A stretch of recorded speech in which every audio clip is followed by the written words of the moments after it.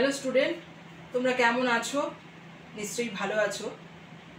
এবছর মানে যারা 2024 সালে ক্লাস 8 পাস করে ক্লাস 9-এ উঠেছো আর যারা 9 পাস করে ক্লাস 10-এ উঠেছো, তাদের সবাইকে আমি অভিনন্দন জানাই নতুন ক্লাসে ওঠার জন্য। আজকে এই চ্যানেল মারফত তোমাদের সামনে আসার একটাই কারণ, সেটা হচ্ছে আইসিএসসি বোর্ডসে বেঙ্গলি সাবজেক্ট নিয়ে কিছু কথা বলতে। তোমরা যারা এখন ক্লাস 9 কিংবা যারা ক্লাস 10-এ পড়ছো, তার মানে আগামী 2 বছর মানে 2025 আর 2026 সালে তোমরা বোর্ড এক্সামে বসবে।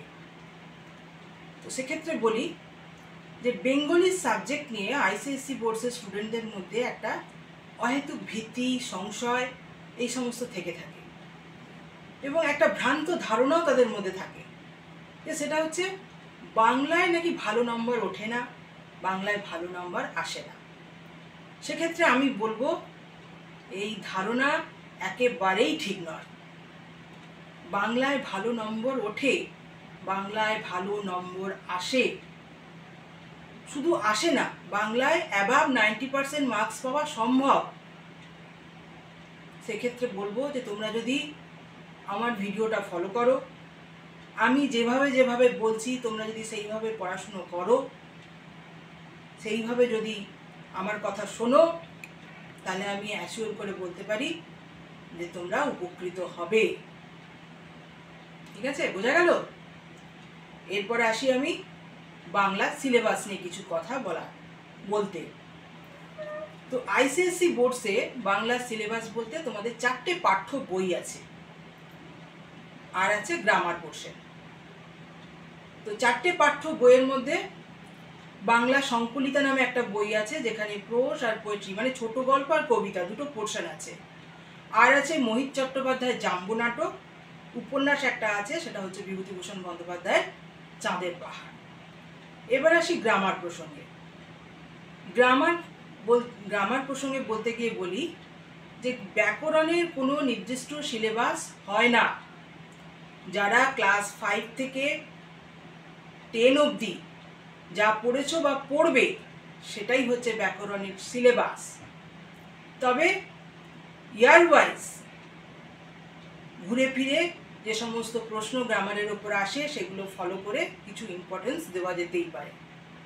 তো পরবর্তী ভিডিওগুলোতে আমি যখন গ্রামার নিয়ে আলোচনা করব সেখানে আমি ডিটেলসে এগুলো বলে দেব। আবার ফিরে আসি বাংলা পাঠ্য বইয়ের ব্যাপার নিয়ে। তো প্রথমেই বললাম যে বাংলা সংকলিতায় প্রোজ আর পোয়েট্রি দুটো ভাগ আছে, আর আছে নাটক, একটা আছে উপন্যাস। আইসিএসসি কাউন্সিল 4টে বই ধরে, সেটা হচ্ছে যে প্রোজ আর পোয়েট্রি। তোমরা বাংলা সংকলিতা বইটাতে কিন্তু প্রোজ আর পোয়েট্রি একসঙ্গে পাচ্ছ। আইসিএসসি কাউন্সিল এই ছোট গল্পকে একটা বই আর কবিতাকে একটা বই হিসেবে কাউন্ট করে, মানে দুটো বই হিসেবে কাউন্ট করছে, গল্পের একটা বই আর কবিতার একটা বই, এছাড়া নাটকের একটা বই আর উপন্যাসের একটা বই, তার মানে 4টে বই। এবার প্রত্যেকটা স্কুল কি করে, তারা দুটো বই সিলেক্ট করে। যেমন ধরো কোনো স্কুলে ছোট গল্প এবং কবিতা, তারা দুটো বইকে সিলেক্ট করলো। আবার কোনো স্কুল কি করে, তারা ছোট গল্পকে রাখলো, সেই সঙ্গে জাম্বো নাটকটাকে রাখলো, তার মানে সেখানেও দুটো বই সিলেক্ট করেছে তারা। আবার কিছু স্কুলে তারা হয়তো কবিতাকে রাখলো, সেই সঙ্গে উপন্যাসকে রাখলো, মানে সেক্ষেত্রেও দুটো বই তারা সিলেক্ট করলো। তো এক্ষেত্রে আমি বলবো যে তোমরা যে স্কুল থেকে বোর্ডস এক্সাম দেবে সেই স্কুলে যে দুটো বই ফলো করবে স্কুল, তো সেই নির্দিষ্ট দুটি বই থেকেই তোমরা বোর্ড এক্সামে কোশ্চেন লিখবে, কোশ্চেন অ্যান্সার লিখবে। বোঝাতে পারলাম আমি? ঠিক আছে, এবার আমি আসবো যে আমি সিলেবাস ধরে আমার ভিডিওগুলোকে আমি এগিয়ে নিয়ে যাব কি করে। আমি পরের পর ভিডিও আমি আপলোড করব এবং প্রত্যেকটা ভিডিওতে আমি কবিতা পোর্শনের কোনো একটি নির্দিষ্ট কবিতা কিংবা ছোট গল্প পোর্শনের কোনো একটি নির্দিষ্ট গল্প নিয়ে আমি আলোচনা করব এবং তার বিষয়বস্তু নিয়েও তোমাদের বোঝাবো। কোশ্চেন অ্যান্সার আমি আলোচনা করব, অ্যান্সার কিভাবে লিখতে হয় সেই বিষয়ে আমি বলবো, এবং সবশেষে যেটা বলবো সেটা হচ্ছে সারাংশ। সারাংশটা তোমাদের ঠিকভাবে পড়তে হবে। তো সারাংশ যদি ঠিকভাবে পড়া থাকে তাহলে যে কোনো কোশ্চেনের অ্যান্সার লেখাটা অসম্ভব কিছু নয়। তো প্রথমেই আসি কবিতার প্রসঙ্গে। তো কবিতার প্রসঙ্গে বলতে গিয়ে বলি যে তোমাদের যেটা করতে হবে সেটা হচ্ছে কবিতাটা ভালোভাবে পড়তে হবে। একবার, দুবার, তিনবার, চারবার, বারবার ধরে পড়তে হবে। বারবার ধরে কবিতাটা পড়লে কি হবে, যে কবিতা সম্পর্কে একটা আইডিয়া আসবে। তারপর আমি ভিডিওগুলো আপলোড করতে থাকবো এবং প্রত্যেকটা ভিডিওতে আমি এক একটা কবিতা নিয়ে আলোচনা করব এবং আমি কোশ্চেন অ্যান্সার আলোচনা করব, আমি সারাংশ বলে দেব।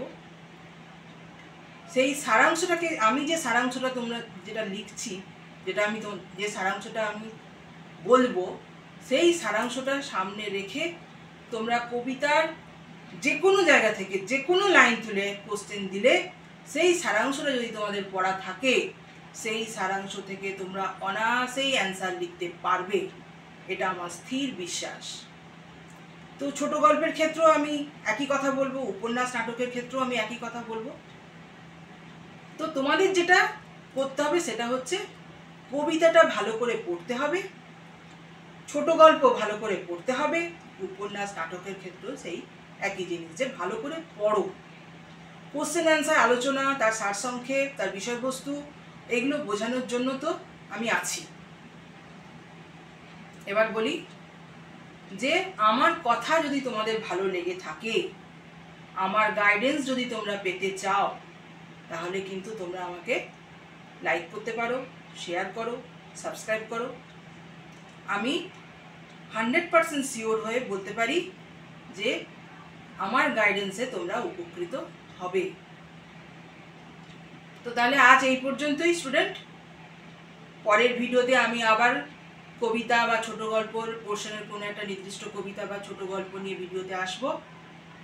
তোমরা সবাই ভালো থেকো আর পরের ভিডিওর জন্য ওয়েট করো।